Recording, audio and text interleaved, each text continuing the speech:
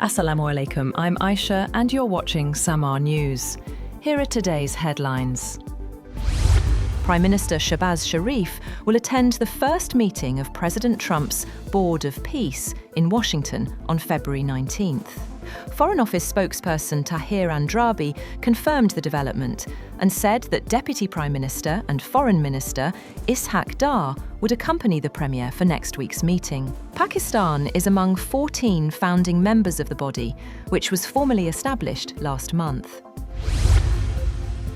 Counting is underway in Bangladesh's pivotal national election after tens of millions of people voted for a new government following the 2024 ouster of longtime Premier Sheikh Hasina in a tumultuous Gen Z-driven uprising. Although final figures were not immediately available, the senior secretary of the Election Commission told reporters that nearly half the electorate had voted at 36,031 of the 42,651 polling centres by afternoon. That is more than the entire 42% turnout at the last election in 2024. Russia has pounded Ukraine with drones and ballistic missiles overnight, further battering its energy system and leaving tens of thousands in the capital Kiev and the cities of Dnipro and Odessa without heat, power and water. Mayor Vitaly Klitschko said that in Kiev alone, around 3,500 apartment buildings were without heating after the latest attack knocked out supplies to nearly 2,600 high-rises on top of the 1,100 already affected by previous strikes.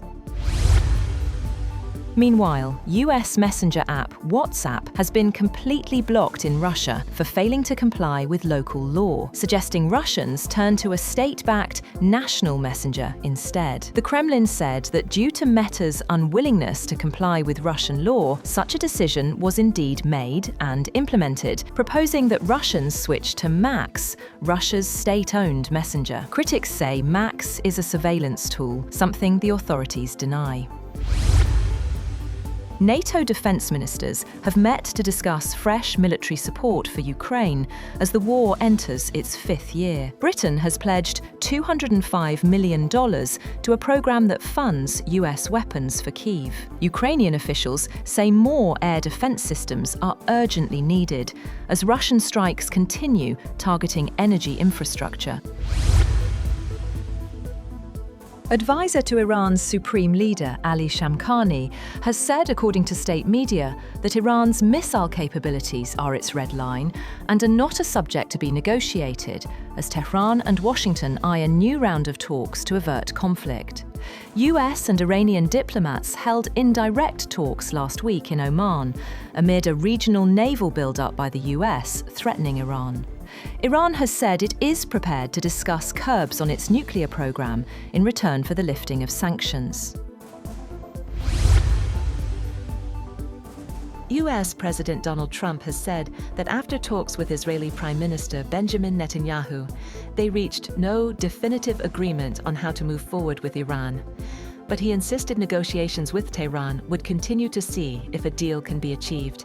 Netanyahu, who had been expected to press Trump to widen diplomacy with Iran beyond its nuclear program to include limits on its missile arsenal, stressed that Israel's security interests must be taken into account, but offered no sign that the president made the commitments he sought.